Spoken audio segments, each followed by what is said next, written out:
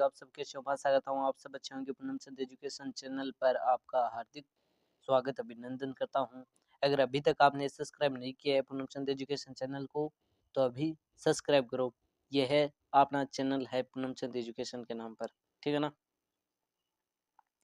अब आज हम देखेंगे हिंदी साहित्य का पेपर। किसका? हिंदी साहित्य का। हिंदी साहित्य का, ठीक है ना। हिंदी साहित्य का देखेंगे, देख लो हिंदी लिटरेचर। अब देखो पेपर 120 नंबरों का था। कितने का? 120 नंबरों का, और 3 घंटे का टाइम था, ठीक है ना। अब देखो प्रश्न की ओर चलते हैं। पहला प्रश्न है, अष्टाध्यायी के लेखक कौन है? अष्टाध्यायी के लेखक कौन थे? पाणिनि। तो हमारा सही आंसर कौन सा हो जाएगा? पाणिनि। अगला देखो, आचार्य रामचंद्र शुक्ल ने आदिकाल को क्या नाम दिया? तो आदिकाल का नाम क्या दिया था आचार्य रामचंद्र शुक्ल ने? तो वीरगाथा का। किसका? वीरगाथा काल का। किसका? वीरगाथा काल का।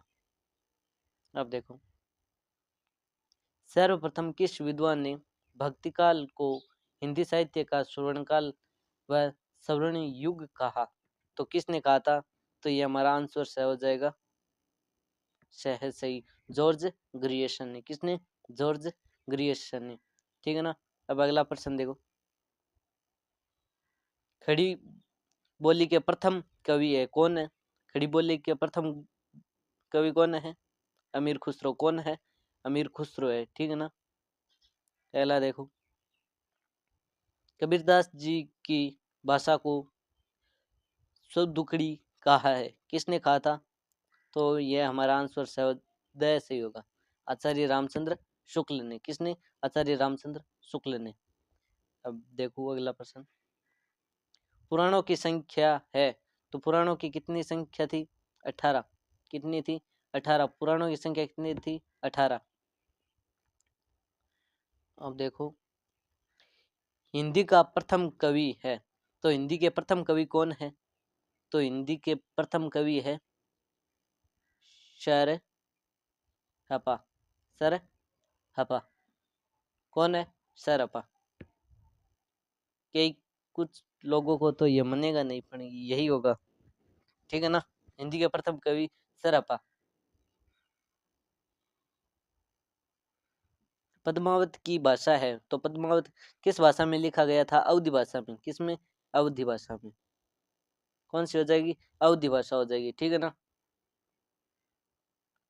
ढोला मारूरा दूल्हा भाषा है, इसमें कौन सी भाषा है? ढोला मारूरा दूल्हा, इसके भाषा है अंदर डिंगल। डिंगल मारवाड़ी। डिंगल मारवाड़ी है, ठीक है ना। डिंगल मारवाड़ी। डिंगल मारवाड़ी है। अब आगे देखो, और इसके अंदर छंद कौन सा है? ये आपको कमेंट में जरूर बताना है कि छंद कौन सा है, ठीक है ना। संतों में सर्वाधिक शिक्षित माने जाते हैं। तो किसको माना जाता है सर्वाधिक शिक्षित? तो ये हमारा शिक्षित किसको माना जाता है? किसको माना जाता है? ये माना जाता है सुंदरदास को। किसको? सुंदरदास को। इस प्रश्न का भी उत्तर आपके बनेगा नहीं, पर यही होगा, सुंदरदास है, ठीक है ना। क्या हो जाएगा? सुंदरदास। अब ये देखो, खंड ब वाले, अपभ्रंश साहित्य की उत्पत्ति एवं विकास पर संक्षिप्त टिप्पणी लिखनी थी, और हिंदी साहित्य साहित्य इतिहास के लेखन परंपरा पर प्रकाश डालना था, ठीक है ना। अब आगे और देखो, सिद्ध साहित्य पर शिक्षित टिप्पणी कीजिए। तो यहाँ पे टिप्पणी लिखनी थी, और भक्तिकाल परिस्थितियों का विश्लेषण कीजिए, और कबीरदास जी की प्रमुख काव्यगत विशेषताओं को स्पष्ट करना था, और इस प्रकार से प्रश्न पूछा गया था।